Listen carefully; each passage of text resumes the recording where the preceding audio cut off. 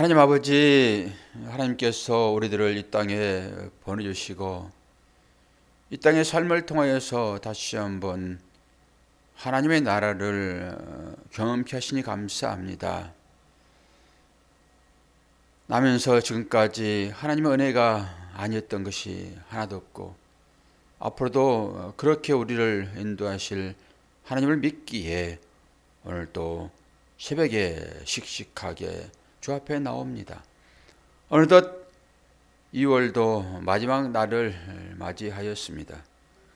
결국은 우리도 언젠가는 인생의 마지막 날을 맞이할 것인데 이러한 날들을 통하여서 우리의 삶을 조명해 보고 하나님의 뜻대로 살아가고 있는지 결과가 어떻게 나타날 것인지를 분명하게 깨닫고 오늘 또 열심을 다하여 잘 갈무리할 수 있도록 은혜 허락하여 주옵소서.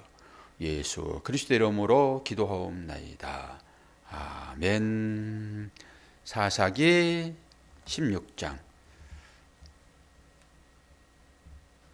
모든 사사들의 대표로 할 수 있는 삼손 오늘 죽습니다.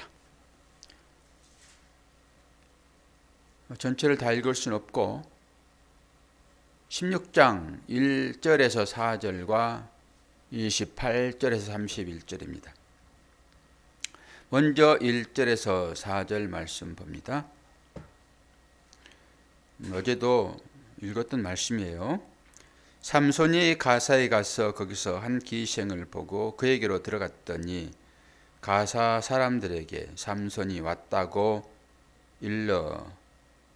알려짐에 그들이 곧 그를 에워싸고 밤새도록 성문에 매복하고 밤새도록 조용히 하여 이르기를 새벽이 되거든 그를 죽이리라 하였더라. 삼손이 밤중까지 누워 있다가 그 밤중에 일어나 성 문짝들과 두 문설주와 문빗장을 빼어 가지고 그것을 모두 어깨에 메고 헤브론 앞산 꼭대기로 가니라. 이후에 삼손이 소렉 골짜기에 들릴레라 이름하는 여인을 사랑하며 28절에서 31절 삼손이 여호와께 부르짖어 이르되 주 여호와여 구하옵나니 나를 생각하옵소서. 하나님이여 구하옵나니 이번만 나를 강하게 하사 나의 두 눈을 뺀 블레셋 사람에게 원수를 단번에 갚게 하옵소서 하고 삼손이 집을 버틴 두 기둥 가운데 하나는 왼손으로 하나는 오른손으로 껴의지하고 삼손이 이르되 블레셋 사람과 함께 죽기를 원하노라 하고 힘을 다하여 몸을 굽힘에 그 집이 곧 무너져 그 안에 있는 모든 방백들과 온 백성에게 덮이니 삼손이 죽을 때에 죽인 자가 살았을 때 죽인 자보다 더욱 많았더라. 그의 형제와 아비의 온 집이 다 내려가서 그의 시체를 가지고 올라가서 소라의 에스다올 사이 그의 아버지 마노의 장지에 장사하니라. 삼손이 이스라엘의 사사로 20년 동안 지냈더라. 아멘. 1절에서 3절의 말씀이 보이는 것이었다 하게 되면은 오늘 28절에서 31절은 보이지 않는 영적 사실로 보면 딱 맞겠습니다. 이게 두 개로 나눠진 것이 아니라 이제 한 개의 어떤 의미가 여기 담고 있죠. 뭐 사건은 따로따로 있지만은 한 개의 의미가 여기에 담고 있어요. 여러분 건강이 참 중요하죠. 그래서 저도 건강을 유지하려고 무던히 애를 쓴 사람 중에 하나거든요. 그래서 아침마다 예배 끝나고 집에 가가지고 제 설교 한 편 들으면서 자전거를 탑니다. 실내 자전거. 그거 한 30분 타거든요. 제 설교 딱 끝나면 30분 정도 되는 것이니까 제가 설교를 매일 들어요. 여기서 하고 설교를 듣고 그렇습니다. 그리고 이제 그 고무 밴드를 또 해요. 이렇게. 그리고 마지막에는 이제 허리 운동을 이제 합니다. 요즘 제가 이제 허리가 또 아프죠. 저는 고질병이에요. 허리 아픈 것은. 허리 아픔으로 인해 가지고 느낀 바가 참 많지요. 감사가 회복이 되기도 하고.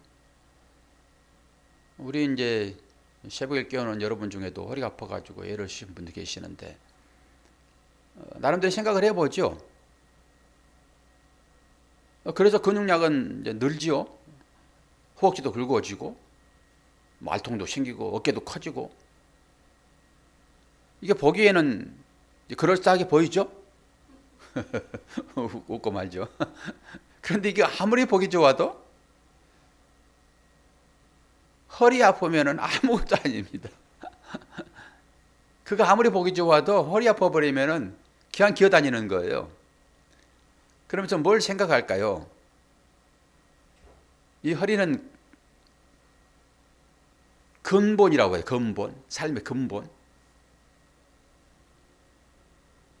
믿음으로 보게 되면 기초죠. 이 기초가 튼튼하지 않으면은 위에 세운 것들은 아무것도 아닙니다. 이제 뭐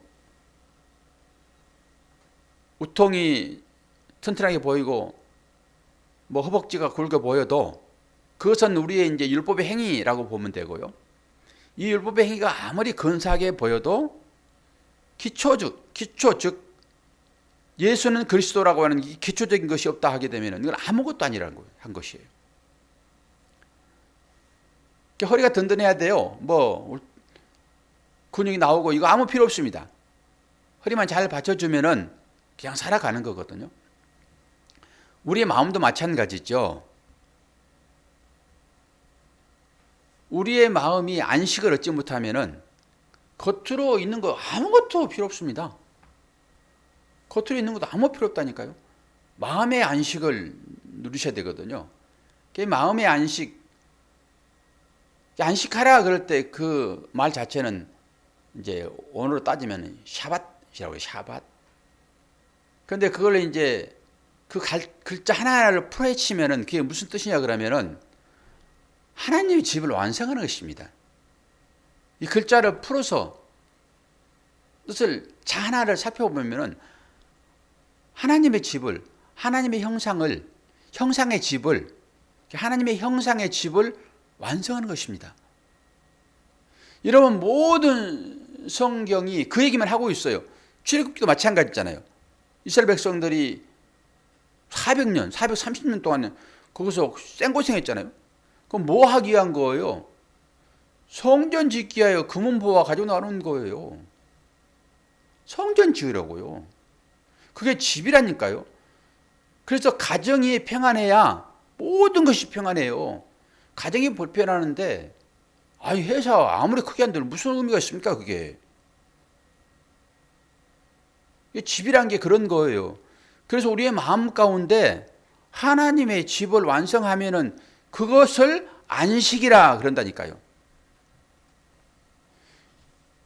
전부 연결되어 있지 않아요?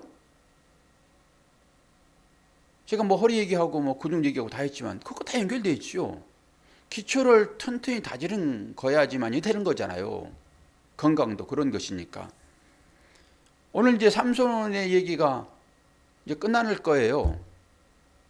그리고 사람들이 자기의 그 기분에 따라서 자기의 생각에 오른 대로 행하는 이거 사사기의 전체의 내용이잖아요. 그리고 마지막 이제 삼손으로 모든 사사를 대변하고 많은 것이니까 이제 이 삼손만 잘 이해하면은 전체적인 것이 이해가 되겠죠.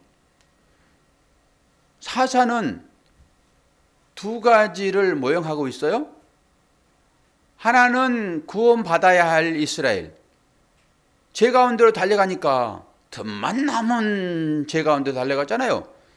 그 죄 가운데 달려갔다라고 하는 것은 우상 숭배이고, 우상 숭배는 하나님 외에 다른 것으로 만족함을 얻는, 그것을 간음이라 하고 그것을 음행이라고 얘기하잖아요. 그러니까 이스라엘 백성들은 틈만 나면은 가나안의 그 풍요의 신 바알과 아세라를 섬기잖아요. 풍요의 신. 그것이 사사 대표합니다. 그리고 구원자라고 하는 측면에서 사사가 또 있잖아요. 늘 두 가지를 가지고 보셔야 돼요. 동전의 양면이 있듯이 그것이 같은 거란 말이에요. 동전이 한 면만 써가지고 어디다 씁니까? 못 쓰지. 한 면 잘라가지고 어디 가가지고 뭐 사기칠 거예요? 바로 뒤집어 보면 바로 아는데. 이 겉벽으로 쓰려고 하는 마음이 우리한테 있잖아요. 그건 하나란 말이에요. 그러니까 한쪽 면은 제약으로 달려가는 이스라엘을 대표하는 그 의미가 사사에 있고, 또 한 면은 그 이스라엘을 구원하는 구원자의 역할이 또 사사잖아요. 하나님 들어 쓰시는 것이니까. 당연히 삼손도 그 역할을 하고 있는 것이죠. 제약으로 달려가는 이스라엘. 그리고 또 예수 그리스도, 구원자로 오신 예수 그리스도. 이게 다 녹아 있다고요. 그렇게 보시면 되고, 그리고 제가 지금 며칠 전부터 강조한 얘기가 여인들과의 관계라고 말씀드렸잖아요. 여인은 교회, 여러분이요. 그리고 예수 그리스도는 구원자로 오신 하나님, 그거죠 뭐. 그러니까 하나님은 우리를 사랑하시잖아요. 교회를 사랑하시잖아요. 끝까지 사랑하시잖아요. 그런데 교회는, 즉 여인들은 어떻게 해요? 남편을 팔아먹잖아요. 돈으로. 아니 가룟 유다가 예수님을 그렇게 팔잖아요. 다 그런 얘기라니까요. 형식을 갖추고 있을 따름인 거예요. 이 여인이 계속 팔아먹잖아요. 들릴래도 팔아먹고. 어떻게 팔아먹습니까? 묶어가지고 팔아요. 예수님 묶여가잖아요. 그런 식이라니까요. 그러니까 다 예수 그리스도와 교회를 지금 얘기하고 있어요. 그리고 예수 그리스도와 여러분이요. 그리고 여러분이 지금 사사기에 나와 있는 이스라엘 백성들이라니까요. 이걸 떠나서 이걸 볼 수가 없는 것입니다. 나는 세상의 힘을 쫓아 내 남편을 예수님을 팔아먹는 그런 자라니까요. 그 회개가 나와야 되는 거예요. 이 말씀을 통해 가지고. 이건 이거고 나는 그냥 구원받은 사람이야. 이렇게 가버리면은 이 사사기가 우리에게 주어진 의미가 한 개도 없지요. 그렇게 일단은 보셔야 됩니다. 오늘 제가 1절에서 4절, 3절의 말씀이 마지막 삼손이 이제 머리가 기른 다음에 힘을 써가지고 그 성전의 기둥을 다 헐어버리고 수 없는 사람을 죽이는 것과 똑같다라고 말씀드렸죠. 지금 어떻게 얘기를 하고 있습니까? 삼손이 지금 밤중에 일어나서 성 문짝들과 두 문설주와 문빗장을 뺏어가지고 그것을 모두 어깨에 메고 어디로 갑니까? 헤브론으로 갑니다. 헤브론은 우리가 이제 다윗의 삶을 보면은 다윗이 거기에서 처음으로 왕국을 건설합니다. 여기 헤브론이에요. 성전이 세워진 곳이라고요. 헤브론은. 거리 간다고요, 지금. 여기 지금 여기는 뭐예요? 블레셋의 성읍이잖아요. 이 블레셋은 애국과 같은 것입니다. 애국과. 이게 바빌론과 같은 거예요. 전부 다. 이제 블레셋의 성읍, 이것은 힘을 상징하는 어떤 것이라고 보시면 돼요. 세상이니까. 이게 삼손이 힘을 상징하는, 이게 지금 문설주, 문빗장, 이건 뭐예요? 이걸 부셨다. 빼버렸다라고 하는 것은 그 나라가 이제 허물어졌다 이런 의미가 있는 것이죠. 이게 대표성이니까. 아니 집에 들어가도 대문이 허물어지면 그 집은 끝나는 거죠 뭐. 그와 똑같은 거예요. 지금 삼손이 힘의 상징인 블레셋, 뭐 애굽 이렇게 보시면 돼요. 바벨론 그 성을 들쳐업고 어디로 가요? 헤브론으로 가요. 헤브론으로. 세상의 모든 힘을 다 부숴서 어디로 지금 가지고 갑니까? 하나님의 나라예요. 헤브론. 이것을 아주 보기 쉽게 우리가 이해하기 쉽게 마지막 절에 기록해놨다고요. 삼손은 힘의 근원이 어디에 있었습니까, 사모님? 머리에 있었죠, 머리에. 머리에 힘의 근원이 있었잖아요. 그런데 실제적으로 머리에 힘이 있습니까? 있어요, 없어요? 예? 없죠. 머리에 무슨 힘이 있어요? 그건 상징적인 것이죠, 그게. 머리를 자른다 하여 머리가 그리 아프다고? 안 그러잖아요. 약한 거란 말이에요. 그런데 그 머리, 그걸 잘라가지고 마지막에 제물로 드리잖아요. 사도 바울이 그랬고. 소원이 끝나면은 그거 드리는 거잖아요. 그게 나실인, 나자르. 근데 머리에 힘이 있는 게 아니에요. 삼손도 머리가 잘림으로 인해 가지고 이제 힘이 빠진 걸로 성경 기록하고 있지만은 하나님의 신이 떠나는 것입니다. 머리가 잘릴 때. 그러니까 머리에 있던 힘이 있는 것이 아니라 하나님의 관장하심이 우리한테 나타나면은 능력이 있는 거예요, 그게. 아무리 여러분 대고를 지어낸다 하더라도 거기에 말씀이 빠져버리면 아무것도 아니라니까요, 성전도. 우리도 아무리 잘 살아도 호대가 아무리 멀쩡해도 근본이 흐트러지면은 허리가 약해지면은 아무것도 아닌 것처럼 예수가 그리스도로 나오지 않으면은 안 된다 이런 거잖아요, 지금. 아무리 고대 광실에 살았다 하더라도 하나님 모시지 않으면 그건 아무것도 아닙니다. 여러분의 마음 가운데 여러분 인생적인 성공이 아무리 있다 하더라도 예수 빠져버리면 아무것도 아니에요. 그게 머리카락이라니까요. 또 보세요. 삼손이 마지막에 머리가 길잖아요, 이제. 그런데 머리가 길면 힘을 써야 되잖아요, 옛날처럼. 근데 힘이 나와요, 안 나오지? 그때 기둥을 끼얹고 그 사람들이 조롱거리로 삼손을 지금 세우잖아요. 조롱거리. 수많은 사람들이 보고 있잖아요, 지금. 저놈 좀 보자. 힘 좀 쓰나 보자. 라고 그 술 먹고 있는 자리에 눈 뽑힌 그 삼손이 끼얹고 기도하잖아요. 옛날 같으면 그냥 밀어버리면 되죠. 머리 길었으니까. 근데 기도하잖아요. 기도했더니 하나님의 신이 다시 임해서 그 옛날의 힘이 나오잖아요. 그래서 어떻게 됩니까? 그 모든 사람과 함께 죽잖아요. 그리고 나서 삼손이 시체 처리를 어떻게 됩니까? 삼손의 시체 처리가 어떻게 돼요?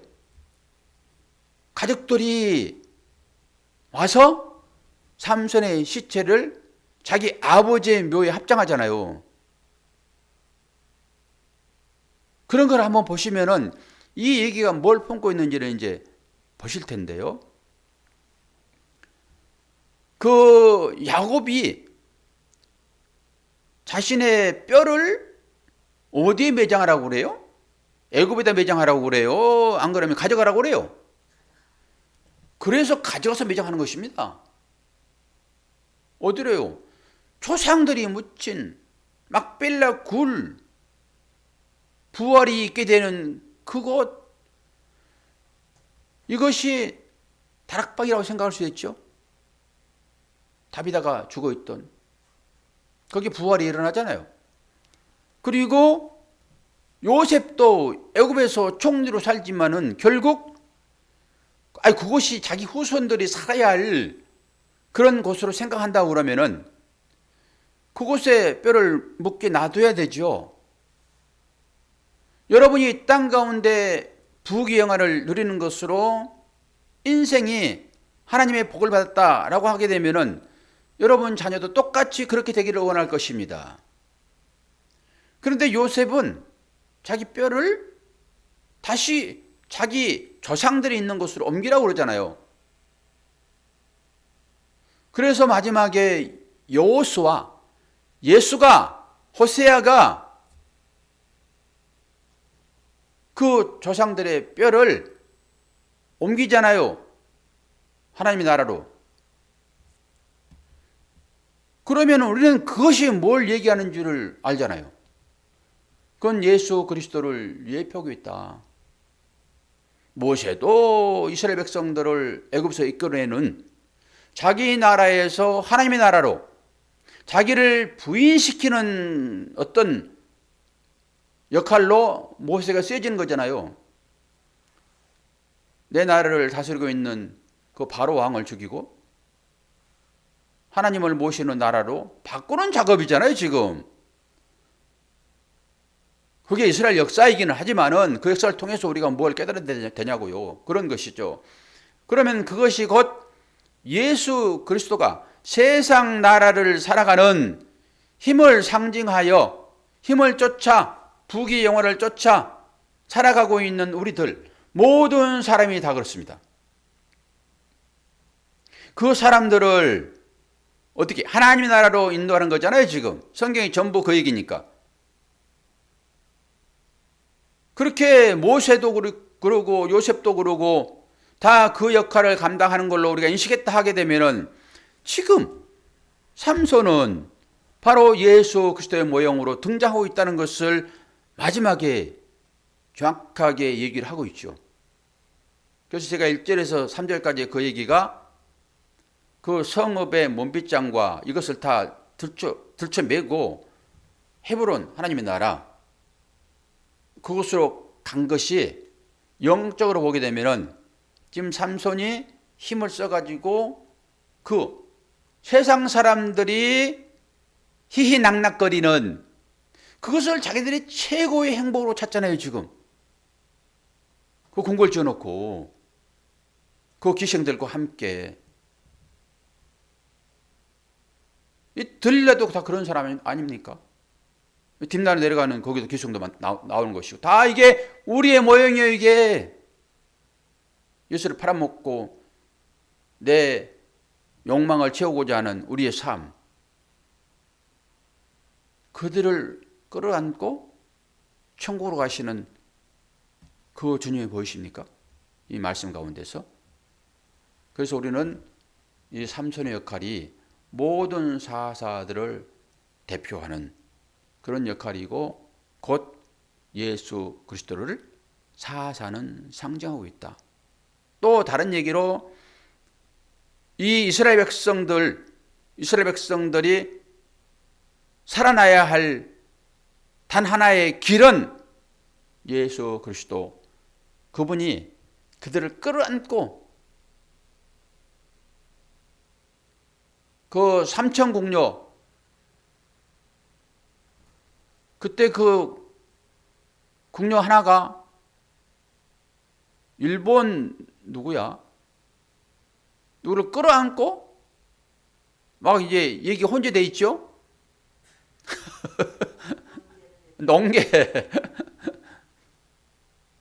농계를 끌어안고 장렬히 전사하듯이 예수께서 도저히 그냥 놔두면은 멸망당할 자들인 우리들을 끌어안고 불 속에 십자가로 떼드는 거예요. 이게 사도 바울 아닙니까? 예루살렘으로 향하는 죽음의 길로 들어가고 있는 사도 바울. 이게 여러분 그리스도예요. 여러분이 그 일들을 통해 가지고 그리스도를 보지 않으면은 구원이 어디 있습니까? 이 모든 일들이 다 말씀으로 작용하고 있고 우리의 삶의 하나하나가 전부 그런 식으로 우리에게 줘주고 있단 말이에요. 그 일들을 통해서 여러분이 그리스도를 보지 않으면 그 일이 아무 의미 없잖아요. 그냥 고통으로 끝나버리는 것이지. 병상에서 그리스도를 봐야 되고 허리 아픔을 통해 가지고 그리스도를 봐야 되고 여러 가지 실패와 낭만과 힘든 일들 통해 가지고 그리스도를 보지 않으면 그것은 그냥 하나의 고난으로 끝나버린단 말이에요.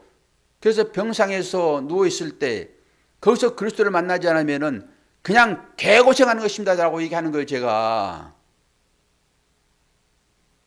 그리스도를 봐야죠. 그게 끝나죠. 그 일이. 하나님은 우리들에게 그리스도를 주시려고 하는 거잖아요.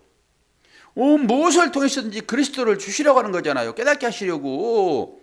그리스도가 너의 주시다. 그걸 깨닫게 하시려고 그리스도의 모양인 모든 것들이 우리에게 주어지는데 거기서 그걸 보지 못하면 하나님 또 주시죠? 또 주시지 않겠습니까? 오늘 딱 그 얘기를 지금 하고 있는 거예요. 이 삼천의 얘기를 통해 가지고. 그리고 이제 내일부터 뒷부분을 좀 살펴볼 것인데 이 법이 없는 자들의 삶이 어떻게 나오는지. 법은 그리스도의 법이에요. 사랑의 법. 사랑 없는 사람들이 살아가는 형태가 세상입니다. 서로 왕되려고 하잖아요, 지금. 그래서 주님이 사랑으로 이 땅에 오셔서 모범을 보이시는 거예요. 사랑을 가지고 대하면은 마음 가운데 평안이 찾아오고 하나님의 집이 지어지는 것이죠. 오늘 이제 2월 28일 마지막입니다. 여러분의 삶 가운데도 그 단락단락이 분명히 있을 거예요. 오늘 이제 제 사모는 뭐 저 한 몸이니까 어린이집을 오늘 이제 마무리 딱 합니다. 17년, 만 17년. 저도 이제 딱 기사로 2년 동안 이제 봉사했는데 봉사할 것도 없죠. 사례비를 받았으니까. 그걸로 잘 먹고 잘 살았는데 뺏기기도 했지만은 자 그렇게 해가지고 저 2년 동안 이제 일이 끝나고 저희 아내는 17년 동안 일이 끝납니다. 아주 우리 모두의 인생이 그렇게 점철되는 거잖아요. 점점점으로 이어진 거잖아요. 참 긴 어떤 그 한 점입니다. 그럼 뭐 17년이지만 한 점이에요. 하나님의 시간대에서 보게 되면은 또 한 점을 찍고 우리는 또 한 점을 또 찍으러 갈 거예요. 그건 내가 붓을 가지고 찍는 게 아니에요. 하나님의 손에 의해서 또 점을 찍을 거란 말이에요. 그래서 그 점들이 이어지는 것이 선이 되는 것입니다. 이게 입체가 되는 것이고 차원이 높아지는 것이죠. 그러다가 이제 건축을 하고 하나님 나라를 딱 안성하여 거기에 사는 거예요. 누구와 함께? 여러분 사랑하는 그분과 함께요. 주님과 함께. 그 집을 여러분 마음 가운데 지으십시오. 바깥에다 지으려지 마시고요. 마음 가운데 지으세요.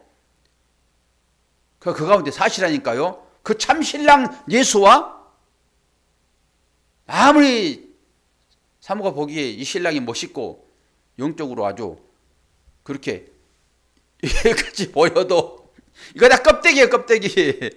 아무것도 아니야 그거.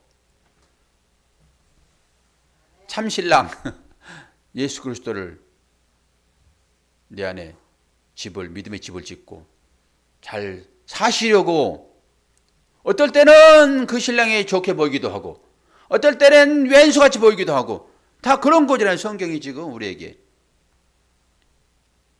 예수 만나게 하여 믿음의 삶을 사는 그래서 그분과 참 신랑 되는 그분과 영원히 그분의 삶을 사시기를 축원합니다.